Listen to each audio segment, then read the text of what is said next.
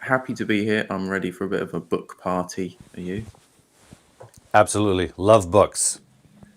Just hi to everyone out there who is watching. I would love for you to just tell me who you are and where you're watching from. Just say hi in the chat and anything else you want would be great to hear from you.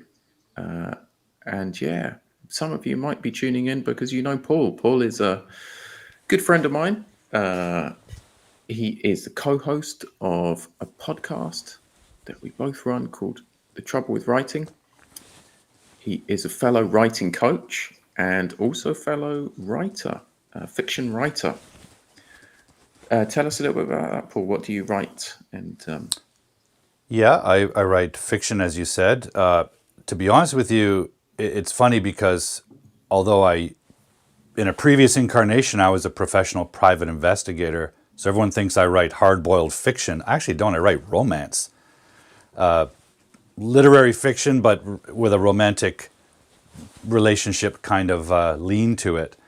But I had my first short story published in 2010 in the UK in an anthology, and that was the kind of validation I needed to say, let's keep doing this.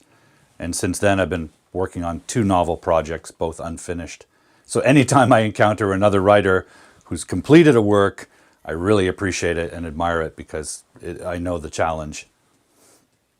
So I'm really excited to be here to celebrate yours. I also thought, you got the hard-boiled theme going with your grammatical videos and YouTube channel, so maybe you wrote that. But yeah, it would be great to one day see your name in print and get my hands on one Working of on your it. Yep. books. Yeah. Awesome. Well, what are we going to do today? We shouldn't be here for too long, but I hope Right. by now you know that we're here to launch my latest book. It is a novella called Before.During.After. And I'm going to answer a few questions about the book. Stick around if you're interested in publishing, because I'll talk a little bit about the process of how this book came to be. I know that's always interesting for writers. Yeah. And I'll give you some readings from the book. This is Great. my very first reading of this book. I have an event next week here in Las Palmas, but yeah, the book is now out. Came out on Monday, so the reviews are starting to come in. It's great to see people reading it. Yeah. Well, and for those of you out there who don't know Phil, let me introduce Phil. Phil is an author and writing coach originally from the UK who now resides in Las Palmas, Spain. Moved into a new home. Congratulations on that. And his previous works include 2 collections of short fiction and 15 brief moments in time, a Novella-in-Flash, which I've also read, and it's fantastic. And we are here, as Phil says, today to celebrate the launch of this, Before, During, and After. I've got my copy. I also have my Yep. copy here. It's Yeah, not and it's showing it on camera. fantastic. Yeah, well, this is an amazing, amazing piece of work, Phil. I've told you that before, and I don't mean to exaggerate, but it really is. And I got to say, the first thing that I noticed, the most striking feature of this, and perhaps its most unique feature, is its structure. It's got this kind of chain link or almost like relay race structure. So I wonder if you could describe the book and tell us a little bit about this structure. It's fascinating to me, and I'm sure the audience would like to hear about it. Yeah, for sure. First, I guess I should introduce what a novella in Flash is. I hope we've got some other Flash fiction writers or novella in Flash people coming along, because I know lots of people in that world too. Really, it's a name that has been put to a kind of book that has always been around. You know, these books have been published for 100, if not hundreds of years. But since the branding of very short pieces of fiction as flash fiction, which kind of started in the 80s, 90s, we now have a form where there is a longer book of interconnected mini stories. That's what this is. So, yeah, as for the structure, I mean, it actually all started because I thought I wanted to. I was trying to be a bit clever, and I wanted to write 60 stories about in which the story time, so the time of the events in that mini chapter, were 60 seconds, and which took 60 seconds to read, which I guess would be, 200 words or so.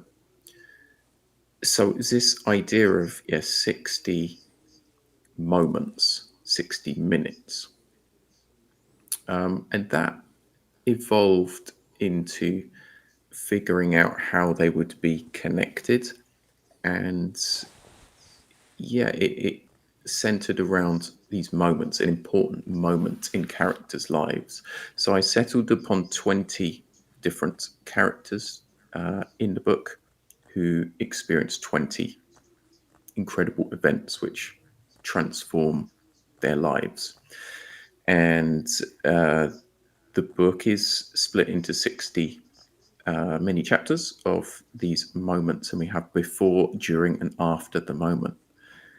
So I actually like to think of it. I like how you said it's a chain, Paul. It's a bit like,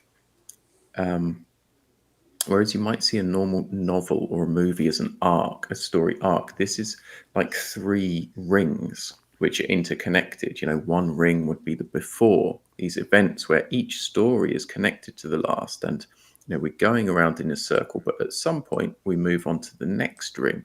So I kind of think of it like those magicians who have those three metal rings Yeah. that are about this big. They sort of take them apart and put them back together. And I find this kind of book, the possibilities of how you can fit stories together and structure them is endless. It's really fascinates me, like the shape of stories and how they can be, things like rings or pyramids or 3D shapes, rather than the typical sort of up and down tension or the arc which we find in a story. So uh, yeah, I guess my last book, the one you mentioned, of 15 Brief Moments in Time, is more like a kind of a wheel, right, with a central character Yeah. and lots of spokes coming off it. So Yeah. I just find it really good to like visualize these kinds of books, and I hope that gives everyone listening a bit of an idea about what this book is and how it works. Well, it also, those kind of shapes and structures provide a different feeling, right? A typical arc provides either a sense of triumph, happy ending, or a sense of tragedy where everything falls apart.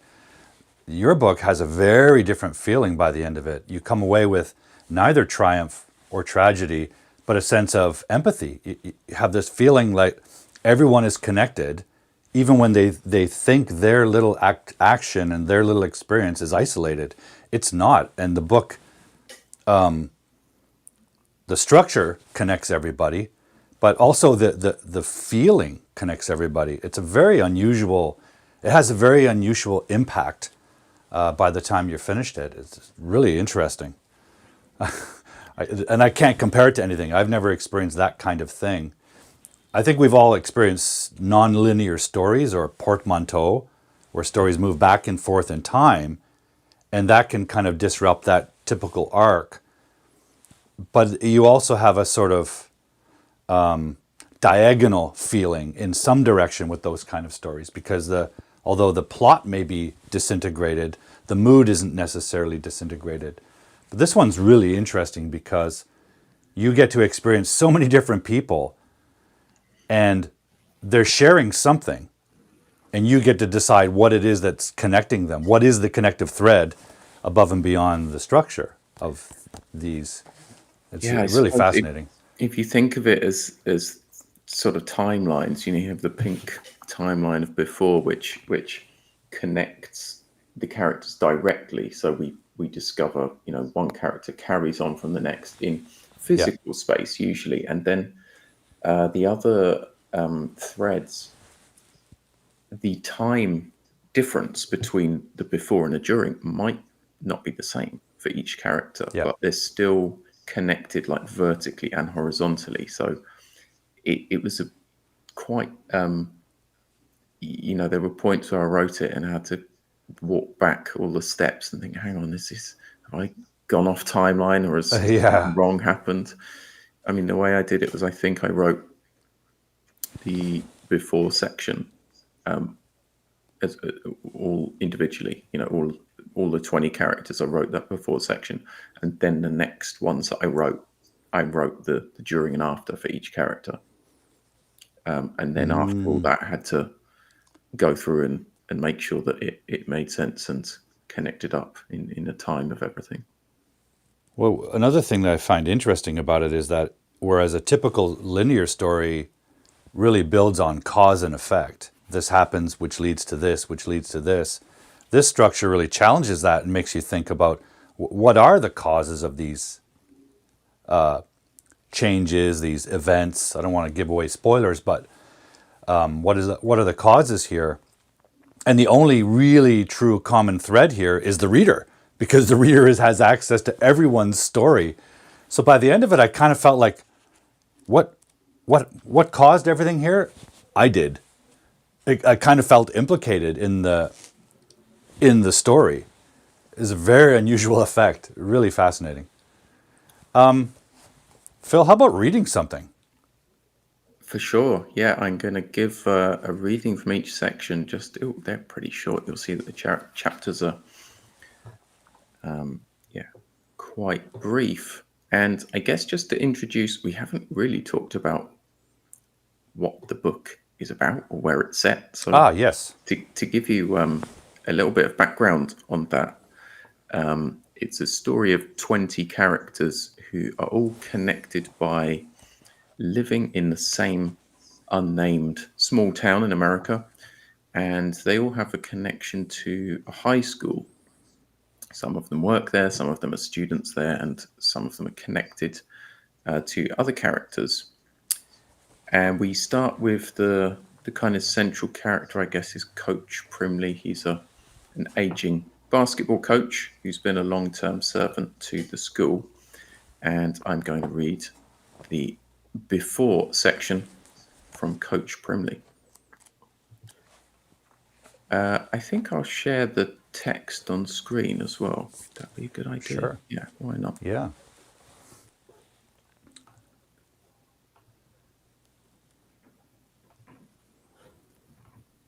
All right, great. I hope you can see that. I'll make it a bit bigger. So before, Coach Primley. These kids are about to pass into a world outside the womb. Even if they stay cooped up in this town, they'll filter through community college on the way to a soulless job via Dairy Queen and Family Trauma Avenue. For the players on my varsity team, high school might be the highest high they ever taste.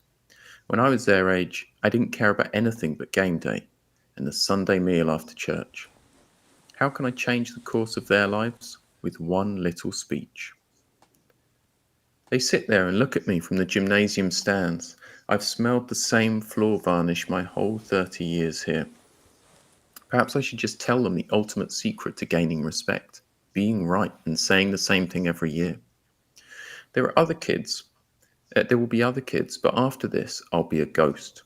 No more than a faded photo with an empty trophy cabinet. When my speech gets going, those 30 years will be the ones talking, not me. I make out like it's off the cuff, but I rehearsed more times than I shot the ball through the hoop. What is a man with no job, no wife, no kids?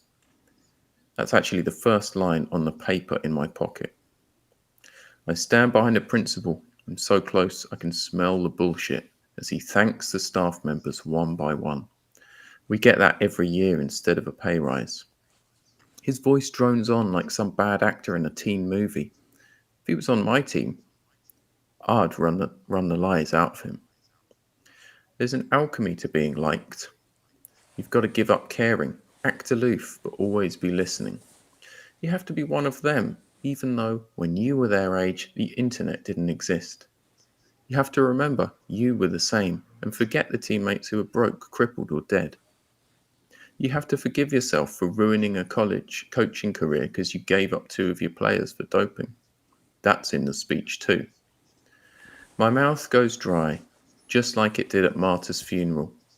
The school board forced me back after less than a month, even though I could barely see the next minute in front of me. I clear my throat and it echoes around the gym. 10 seconds to game time.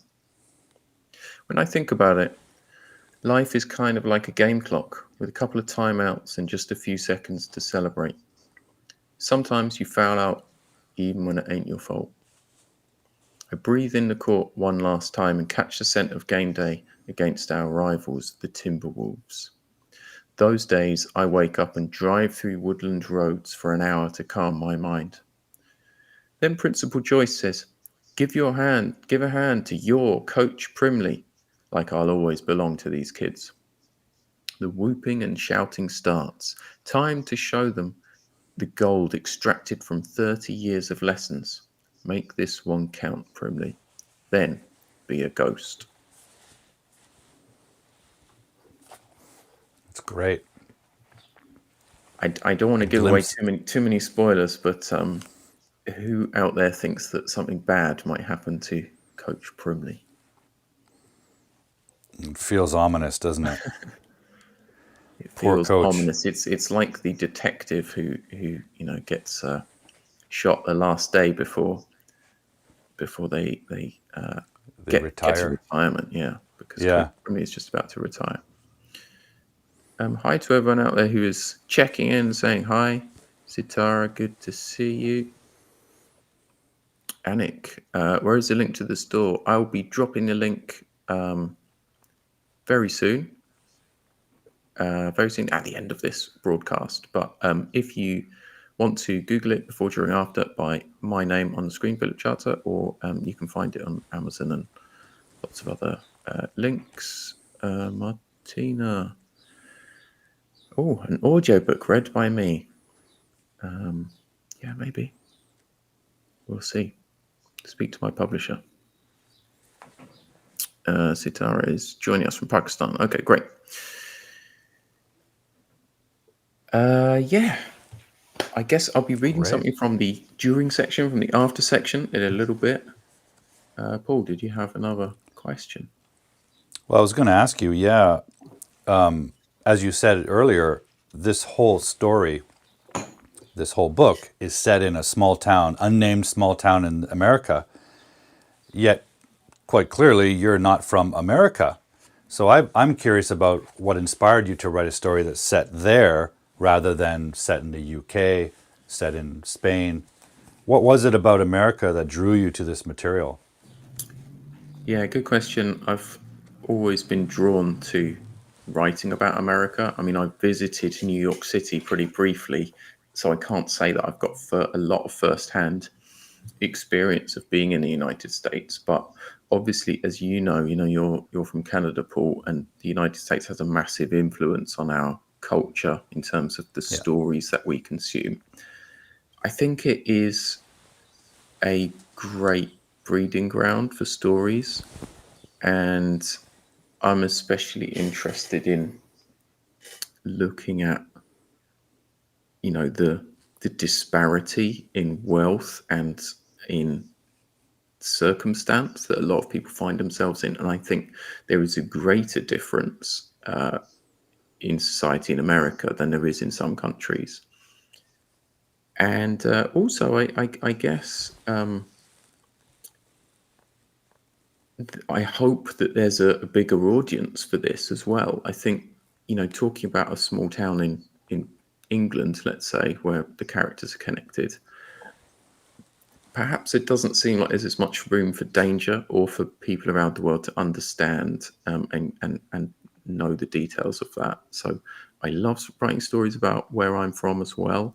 But yeah, there's something about, especially small town America, the long road, the gas station and the diner in the middle of nowhere, and these kind of small towns really fascinates me.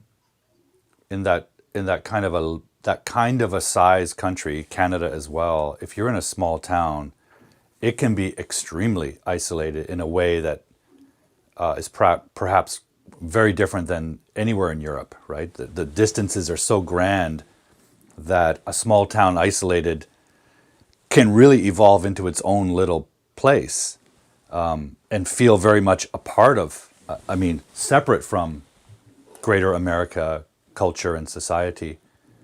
It's also a place of extremes, right? Where extremes of wealth and extremes of poverty, so the stakes feel higher. Perhaps like the UK, in Canada, if you're in trouble, there's a lot of safety nets. There's a lot of protections. There's a lot of comforts available, even when you're struggling. So the stakes are a bit lower. We're sort of a middle class society. In the US, when things go wrong for you, they go extremely wrong, and there are very few safety nets. So those stakes feel higher, even for, a high school principal or coach. I wonder, when I read that first chapter about Coach Primley, if he were to retire tomorrow, what world would he be going into? What would his life be like, stripped of his identity as Coach Primley and his access to his players and his students in that environment? It could be really devastating for such a person. He may have nothing waiting for him. Yeah, exactly. I mean, big shout out to teachers in the US. I know some, and they work extremely hard under difficult conditions. And I think a lot of what they do get is the respect and admiration of the community and people in that town. And you're right, that's a shame when you lose that, because that's really what you're feeding off. Because it can be hard to make ends meet, and as you said, there's not a great safety net in the US. That makes for a more exciting setting for stories, I hope.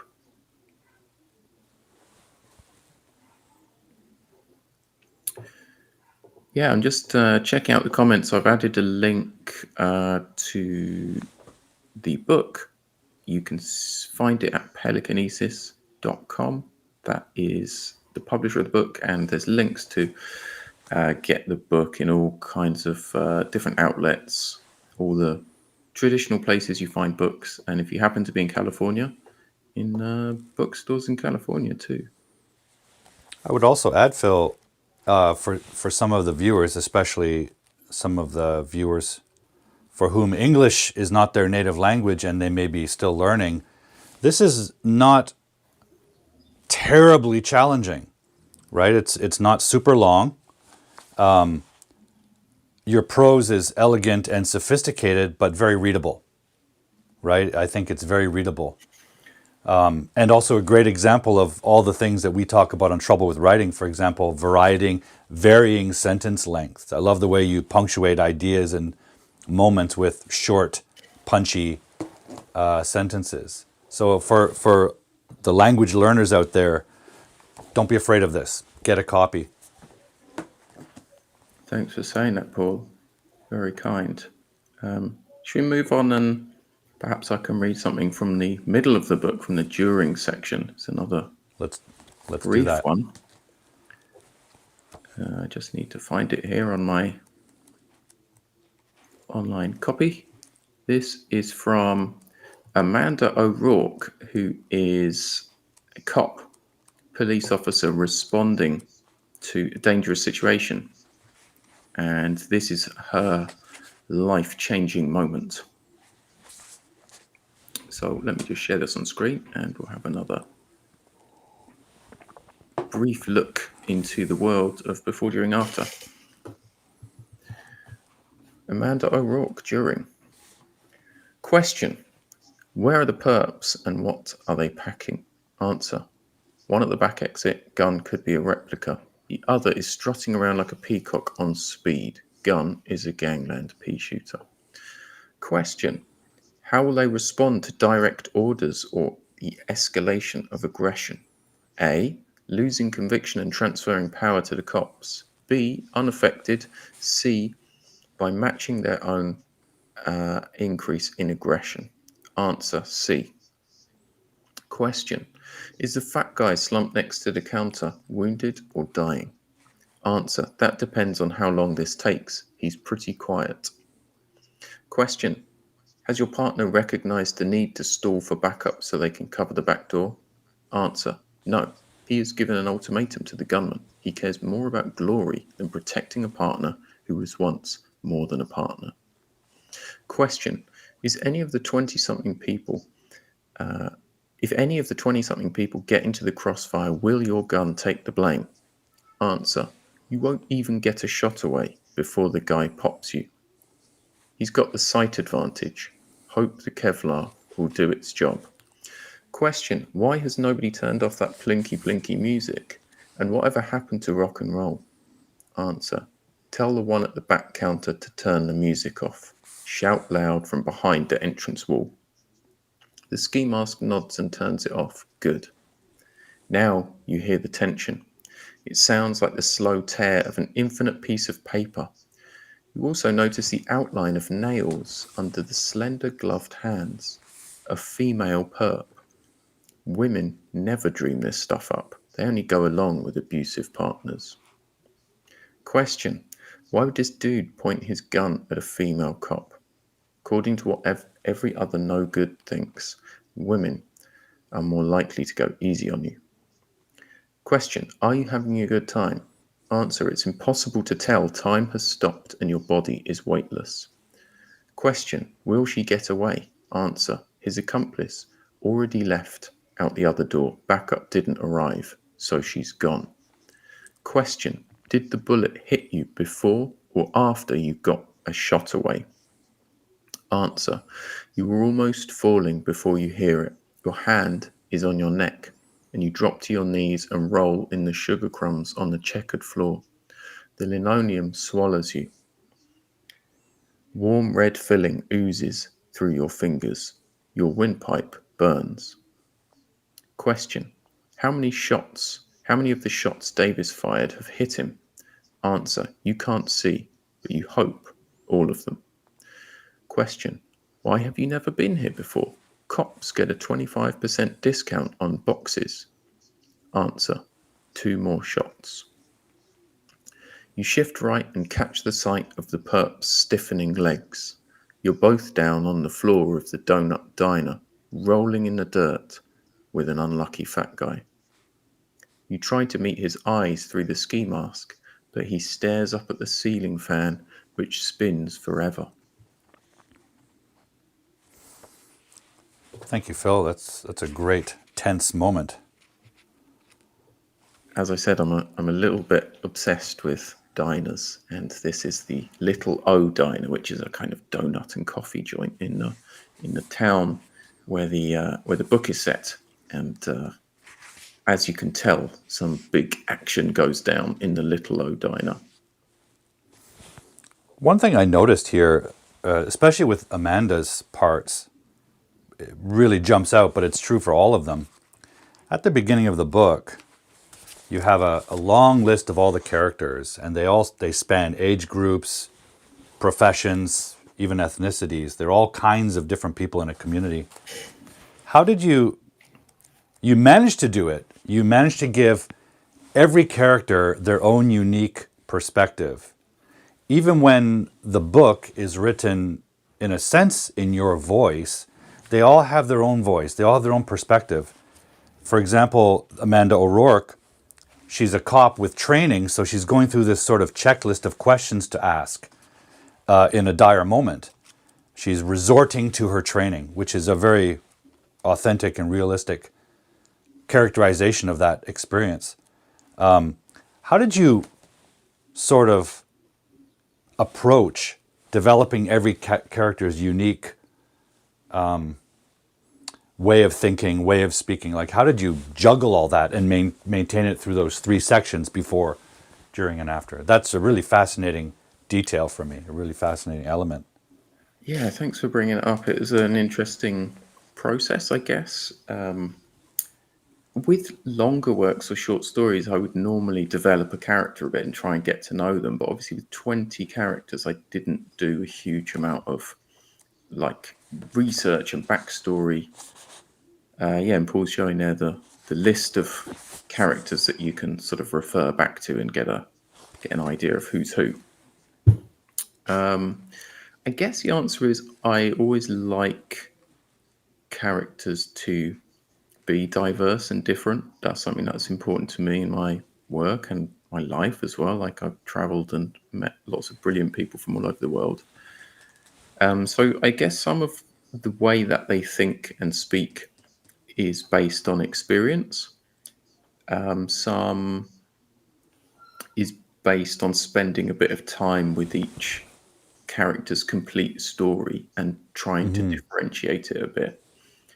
But yeah, like you brought up with Amanda's internal reasoning and thought, I think a lot of it is based on their situation.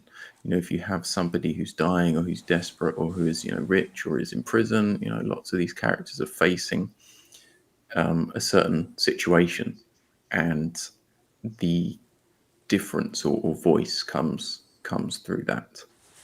Right. I think a final thing to say on that is with flash fiction, it's very versatile how you can present a story. You can present a story as a shopping list or as a question and answer or, such a variety of different ways. That's another way that you can, that I tried to keep readers interested by varying like the form of stories. So as you saw, that one was a series of questions and answers, and it's actually written in the second person, as Amanda is referring to herself. So, yeah. Yeah, as I read that, I could almost hear her, like her training officer, asking her those questions and asking her to, explain what would you do in that situation. She's kind of going back to her days as a trainee, and the voice of her instructor is so brilliantly depicted because that's exactly what she would do. She's in for a cop, every one of those situations is unique, and they need to rely on their experience and their training. And she seems like, I mean, how old is Amanda again? She is Good question. 27, right? So she's not an experienced wily vet who operates on hunches. There are no hunches yet for her, and an incident of violence is probably a new experience in her small town. So how is she going to decide what to do? She's going to go back to her training, and it really, for me, that was one of the I'm glad you chose that, because for me that was one of the sort of fulcrums of the whole book, sort of the window through which we see that key event, and very gripping, very gripping moment, perfectly placed right in the middle, if I'm not mistaken. Yeah, I think so. I mean, I should say as well, like based on characters' voices and things, stereotypes exist for a reason. The cops who like donuts and go to shootouts and, Yep. excited by violence. I try not to make characters offensive or stereotypical, and shout out to the people who helped me, my publisher Mark, and a couple of friends, Thomas and Hans, who took a look through the book. They are Americans. I think Thomas is Canadian, but they have a deeper view of what these people might or might not do and say, and that was very helpful in keeping the characters sensitive and realistic. And I think that's important for all writers to do that, to check in with that if you're writing from outside your Absolutely. perspective, which we usually are. Absolutely. And also noticed a couple of questions. So yeah, please, if you've got questions, just drop them in the chat, and I'd love to answer them at the end. We are, we've got enough time to answer them. So Okay. In that case, Phil, why don't we move to the next reading? yeah, certainly. Let's have a section from after. Yeah, thanks for the question, Pallavi. Welcome along. We're talking about my book today, so props to coming along to say hi to Paul. And we're talking about a new fiction book, that I've published. Great. I'm going to read the final section for today from Eduardo Lopez, who is a migrant worker in the United States in this unnamed town. And this is after he has experienced his life changing event of leaving his job. And we'll find out what he's decided to do in this reading. Eduardo Lopez. It's tomorrow, and I haven't left yet. I sit in my car and watch the moonlight hit Lake Pinner. After texting those pendejos at Rubicon, I went back to the residence. Rent's not due for a few days, but I told my daughter I'm coming home, so it's a 1000% done deal, her words. My $100 is too tight for celebrations. There's no celluloid moment where I smack golf balls into the lake and howl into the night. No six-pack of brewskis with a buddy. No buddy, actually. The guy I was friendly with at the residence moved to Boston and changed his number. I exit the car and walk along the shore. This place ain't so bad, but it's nothing without family. I can't imagine turning 50 here. When you pay to get across, they don't tell you you'll be lonely. Not many stars tonight. I spark the last cigarette in a pack and skirt the water's edge by the sound of lapping waves alone, just like back in Michoacan. A 10-hour day on the aguacate groves wrecks your back and the dust sits in your lungs. 180 pesos ain't much, but it pays for gas and a full cooler. A couple of kids in the no-lights pickup see my Marlboro Cherry through the night air. This high schooler leans out and says, "Hey, is that weed?" "You a narc?" I reply. Then a laugh bursts out. "Just a regular old smoke." He seems disappointed. "You know anyone who wants to buy a car?" I counter. "Corolla, good condition. Just want 1,000 for it." He doesn't know how to reply. Stupid, really. How would they even get in touch? I tossed the cell into the lake 10 minutes back. "Never mind, kid," I say. "I'll find someone." One last drag on the cigarette, then I crush it in the dirt. The cell is gone. Eduardo Lopez can't be traced. When he goes over the border, it won't be through the checkpoint. It won't be with his hospital security badge and sterilized scrubs. It will be midnight. He will spend every darkened hour crawling through the scrubland in some arid dust hole between Arizona border towns, like returning to the womb. And 3 days later, he'll arrive in Michoacan, sign the Finca work register, take a gun from the auto defensas, lower his eyes and duck his head under the low front door, suffer the accusations of his family, hand over a few crumpled dollar bills, all the ones that remain after 4 years in El Norte. Then he'll lift his 11-year-old daughter up to eye level and say, "Sweetie, we're going to the lake."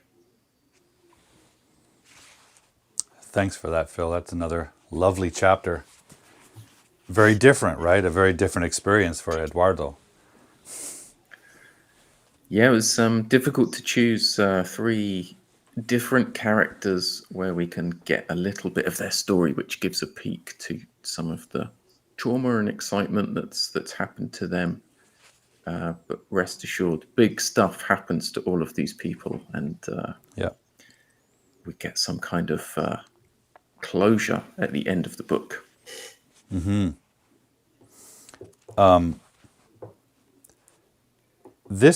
This chapter, Eduardo's story, involves little sprinkles of Spanish.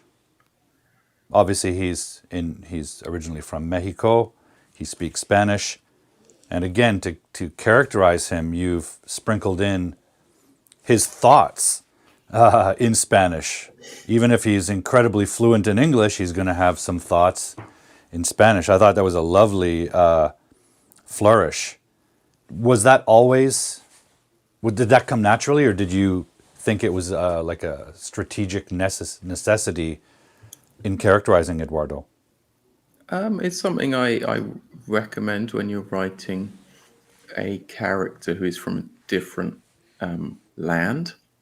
because, or if a story is just set in a non-English speaking country and it's important to show that language and culture, people have a great ability to understand words or short phrases based on the context of what's around it. So, people might not know all of those words, but they'll be able to guess them if they are, English speakers.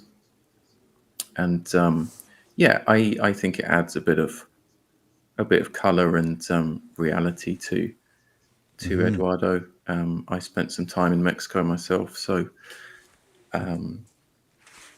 encountered a lot of people who have traveled north to work or who have family who work there, and yeah, hopefully did justice to the great people of Mexico. He, his story really adds an element of pathos, a human touch, right? Because he's gone through this. His trauma is part of his trauma is having been in the small town, having been to the U.S. That alone is disruptive, is a disruptive period in his life. But now he's going home. It's a It's positive end to his story. I yeah, think it's kind of disappointing, but also positive for him ultimately. So it's not. yeah. People who know my writing might think that I'm always have sad endings and difficult endings, but it's not all sadness in this book. There's a bit of both. Well, in the lovely final sentence, right? He lifts his 11-year-old daughter up to eye level and say, "Sweetie, we're going to the lake." Really beautiful, hopeful little moment there that he's holding on to. That's motivating him, right? That's what he's going home for. It's brilliant. I have to ask, although you're not going to read it, there's an amazing typographical flourish on page 115 with Molly's. Look at this, everyone. This, when I say typographical, I mean it's not really related to the story, it's related to the way it looks on the page. This fascinating structure. How There's did that happen? I think that's just years of writing on LinkedIn has trained me to focus everyone's eyes down the pyramid to ever shortening lines. I guess that's just an example of what I was talking about: difference in form and keeping people engaged, and creating difference between each character's story. That occasionally we get this different form of writing and of design Yeah. to the text. As it comes toward the end of the book, this moment, when I turned the page and saw that, every other chapter looks like a normal, everyday, structured novel. When I turned the page and encountered that, I was hit with the visual force of the way that looks and what was happening in it. And it felt like, coming as it did toward the end, it felt like a real shot of energy into not just the story, but the structure of the story. So the way this novel is done is so uniquely structured. That's like a little shot of structure, reminding you that structure is almost a character in this novel. I just thought that was incredible. It just slapped me in the face when I encountered it. Yeah, just an incredible integration of story and structure. I guess that's my point. Yeah, Well thanks for done. bringing that up. I think just very versatile, like this type of writing, this type of book. There are so many different modes you can use and ways to connect the story. If you're looking to write in a hybrid or a creative way, and include poems or different forms of writing in a book, then the Novella-in-Flash, or certainly this kind of short book is a way that you can do it and put that together. Yeah, brilliant. And again, I want to say it again to some of my language learners there. Don't be afraid to get this book. It's very accessible. It's challenging. I'm not saying it's easy to read. It's a good challenge, but it's accessible. You can read it and understand it. It's very clearly written. We said, Paul, at some point that I was going to talk about the publishing process. So, in case anyone listening is interested in that, and I'm sure some of the people watching this on replay will be tuning in to find out, how does one get a book published? Might be good to talk about that now, I guess. Yeah, let's do that. How did you, and by the way, it's interesting to me too, how did you approach the publishing process? You have a finished manuscript, you're content with its final edit, and you're ready to publish it. You're alone in your room. What do you do next? Well, there's some great resources in the UK where one of the experts on this form, Michael Lovejoy, who's based in the UK, talks about the form, recommends some books. There's various Facebook groups and places where writers of this form connect. And I think on some of his resources, he lists publishers which are currently accepting manuscripts or are interested in novellas or novellas in Flash. Okay. And from that, I think I hit upon Bamboo Dart Press, which is a sister press of the publisher which put out this book. This is with Pelicanesis. And so, as this story is set in the US, I approached a few US publishers, thinking it's going to be more relevant for them than publishers based in the UK, which my first book was with. And yeah, essentially keep your eye on all of these lists for calls for submissions and publishers who are accepting certain types of books. These tend to be like smaller independent publishers. HarperCollins or Simon and Schuster are not open to receiving manuscripts. There's a very strict process about finding an agent and so on. But with literary work like this, you can often find independent publishers. And I got in touch with Mark at Bamboo Dart Press, and he also runs Pelicanesis, which is for longer books, as this is, more than a very, very short pamphlet.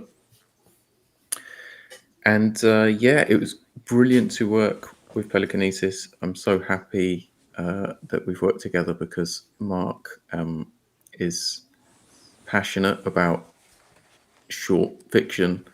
Pelicanesis puts out the best microfictions anthology, which selects, the absolute award-winning and best of the very, very short fiction, which is published each year on the web. And there's some of my favorite writers, like Meg Pockrass, who's put out plenty of work with Pelicanesis as well. So that's what attracted me to that particular publisher, and it's been great working through the process. And I think I sent the manuscript to them maybe last May, and here we are in April 24, and the book is out. So it's been a That's pretty fairly good. swift process, and really great Yeah. working with Mark on editing and putting this book together. So thank you very much for showing faith in me, and I really hope that this book makes a little dent in the world of American novellas in Flash. I think you've touched on something really important there, which is that when you finish writing something, you have to put another hat on and you have to market your book or publish it. And that can take time, but the key is to send your manuscript to these publishers. And just like any sort of auditioning process, you have to understand that what you're trying to do isn't to be validated, but to find that person who is passionate about what you do, believes in you, and they will champion you and they will publish you. But that's not for everyone, right? You have to connect with that person. So you have to find them first. They're out there. It's not a question of whether it's good or bad. Sometimes a publishing company will look at it and go, that's brilliant, but it's not what we publish. I've had that experience. I mentioned earlier about the New Yorker. It doesn't mean you're bad and you should give up, right? You have to have the faith that that champion is out there somewhere. It's up to you to find them and connect with them. Would you say that's true? Yeah, of course. I mean, with short fiction as well, I've had a lot of stories published or submitted to competitions that have, placed or done well when it was just the perfect moment for that story. Right. Sometimes you have to sit on work and then an opportunity comes up for you to submit, or a themed competition comes up and your piece will fit it perfectly. And I guess that was the case with Pelicanesis. They were in the right mode and the right mood to put out another book this year, and Hmm. thought that my book was a good fit. So keep the faith, keep submitting, and the right stories will find the right home eventually. Yeah.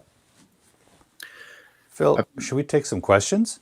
Yeah, I've noticed a few questions here. Let's go through them.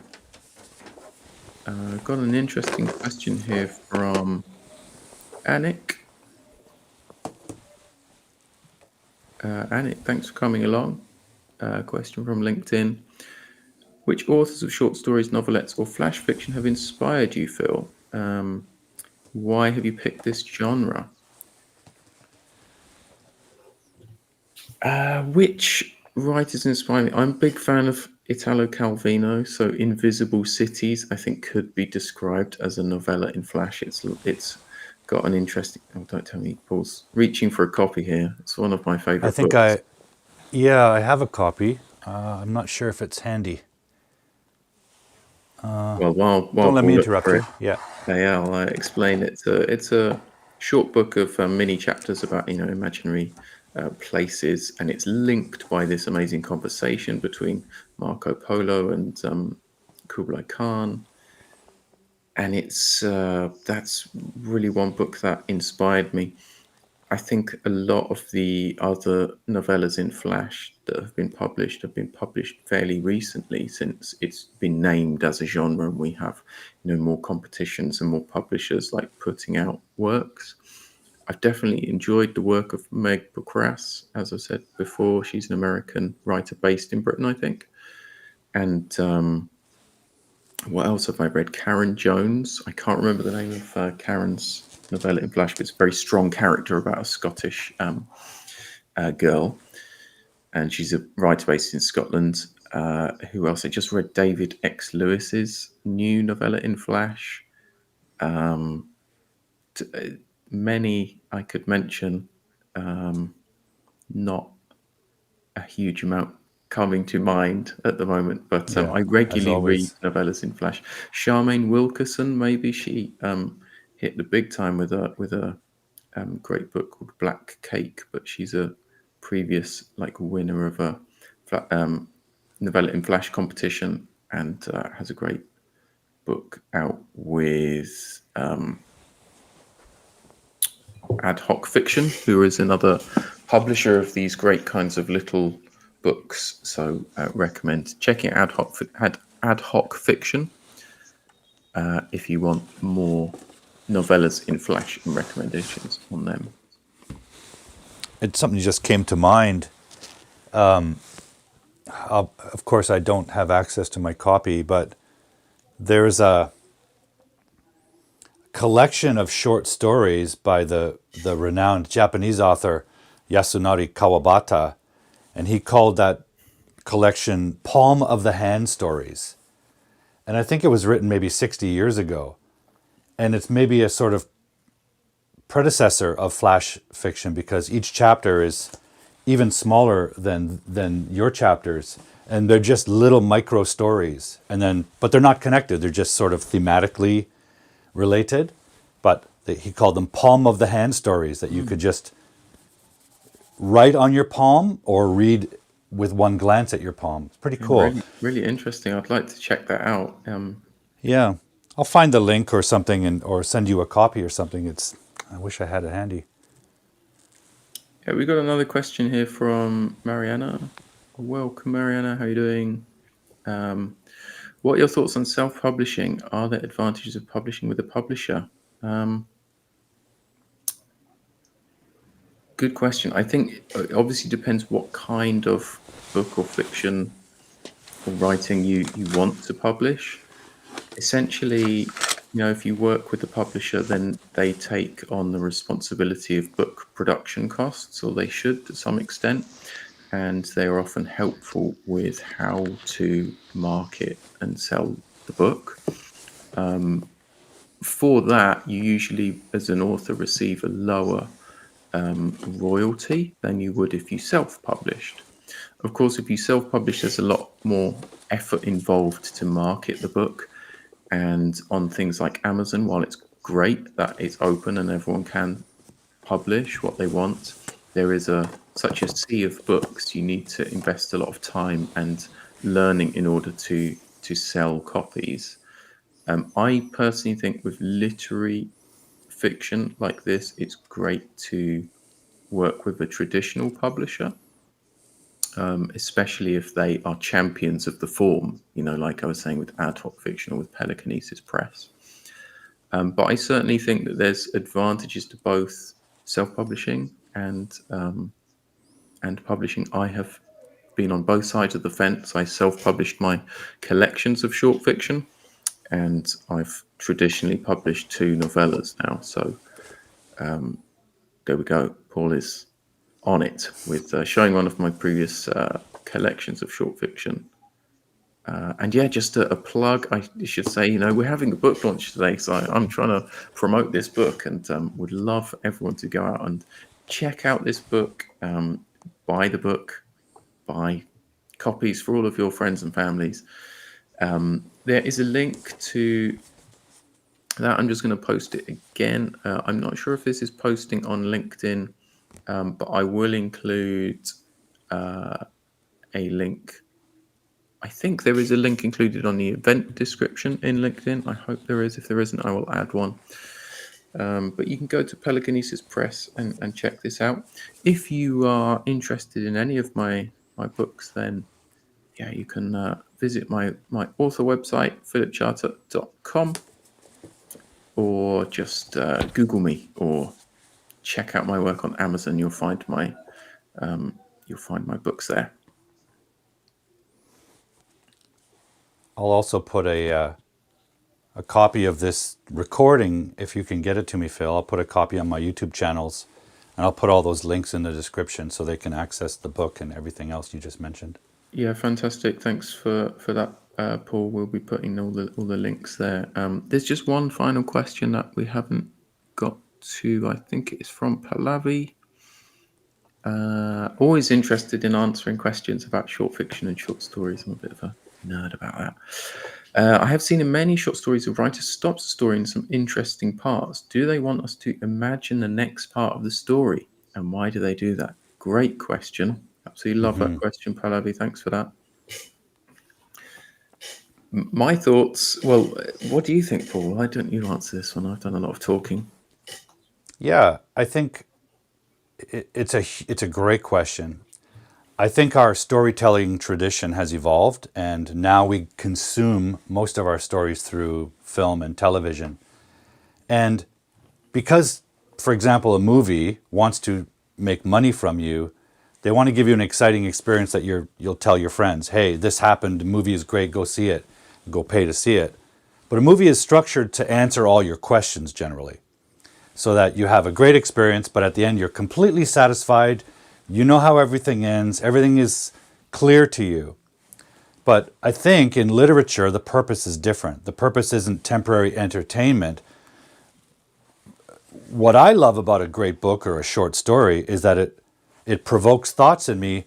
And when I put the book down, I'm still thinking about it and drawing me in by having me participate.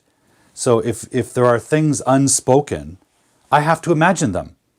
And that makes that connection deeper because I'm participating in the storytelling, because I'm filling in those empty spots. Or, as Pallavi points out, maybe I'm providing an ending that's not resolved on paper, but I'm imagining what happens. For me, that's far more exciting because I could talk to Phil about it. I can talk to my wife about it if she'll listen to me. The story is yours rather than you're entertained and then switched off. We've all walked out of movies and never needed to see it again. But then there are some movies you go back and watch 100 times because it's not fully, the story's not completely told. You're part of it. I think that's what does it. It draws you in and forms a deep connection psychologically. into our imagination. Yeah, great answer, Paul. I think that the final reading that I gave about Eduardo is a good example of that, right? Because he's still currently in the US and he's decided to travel back home and Yeah. imagines forward, and that like invites you as the reader to write the rest of his story. If it were a Yeah. movie, the final scene would be him coming home and lifting up his daughter and them going to the lake. Yeah. But here we are in short fiction imagining that. And yeah, that's very much it. It might feel more challenging to read short fiction and short stories because you have to do a lot more of the work. But ultimately, it's so much, I don't know if it's more rewarding, but it's very rewarding because you are participating so much more, as Paul said, in the story. Often, a short story is based around these events, this moment of change, and you are the one who is constructing the before and the after. So yeah, I guess that's a good link to my book as well about Yeah. how short fiction works. This is just a Right. how-to of how to write short stories. Yeah. But it's you mentioned the story of Eduardo. We actually end with that moment where he's imagining forward. When I get across the border, I'm going to lift my child and I'm going to tell her we're going to the lake. We don't know that ever happens, right? He could get stopped at the border. He could get arrested. He could get killed. He could die of starvation in the desert. A lot of things remain possible. So you walk away from that and you have to decide what you think happens. Or you can talk to your friend about it and say, hey, what do you believe happens to Eduardo? Oh, I think he gets to the lake with his daughter. Oh, you're optimistic. I think he gets shot by the American border guards, or he gets picked up by gangsters, or he dies by a rattlesnake bite. So your feeling about the reality that's depicted goes into it. You're applying your own biases and imagination to it. I have an example. We've all read stories like Harry Potter or whatever, and then a movie's been made, and sometimes the movie looks different than we imagined, right? That we read the description of Hogwarts in the book, we create a picture. We create what that looks like based on the words. And that can be very different than the movie decides to depict it. So in that way, you own the story, you participate in it. For me, that's one of the joys of literature, is being left to participate. There's some room there for you to participate and infer meaning. Yeah, absolutely. It's so calming to me to read a book because you're just immersed in something else, and we a lot of the sort of scrolling and the digital stuff we do now is quite surface level, and it keeps that anxiety of your current real life quite high. And Yes. one way to really access that deeper level of anxiety free great imagination is literature. Drop yourself into Oh, someone else's world, and yeah, it's so much more immersive, I think, than a screen, though there are some great films and movies, obviously. for sure. Well, thank you so much to everyone for coming. I think we are at the end of the questions. If you've got any other questions, just drop them in the comments and I'll get back to you. Thank you so much, Paul, the book model, for holding up the book. Pleasure. I'll do it one more time. Here we go. Before, During, After by Philip Charter. This is out now. Find it on Amazon or find it here on screen. The link just here, pelicanesis.com. It's got links to all the outlets where you can buy books. You can also visit my website, reach out to me on social media or my website, philipcharter.com. And a final thank you. I think I've said thanks to everyone who was involved in producing the book or helping this book to become a reality. But thanks to you, Paul, for hosting today. And My I pleasure. hope you continue to enjoy reading these great stories. Yeah. And thank you, Phil, for giving the world this, because this is great and everyone should read it. And I'm not saying that because I'm your friend. I'm saying that because I love literature and reading, and this really made my year. Let's put it that way. Great. All right. It has been a blast. It's been a pleasure. I am off to enjoy the weekend and prepare for my next book event next week in Las All Palmas. right. I'll be celebrating today, and thanks so much for coming. I hope everybody likes the book, and keep reading, everyone.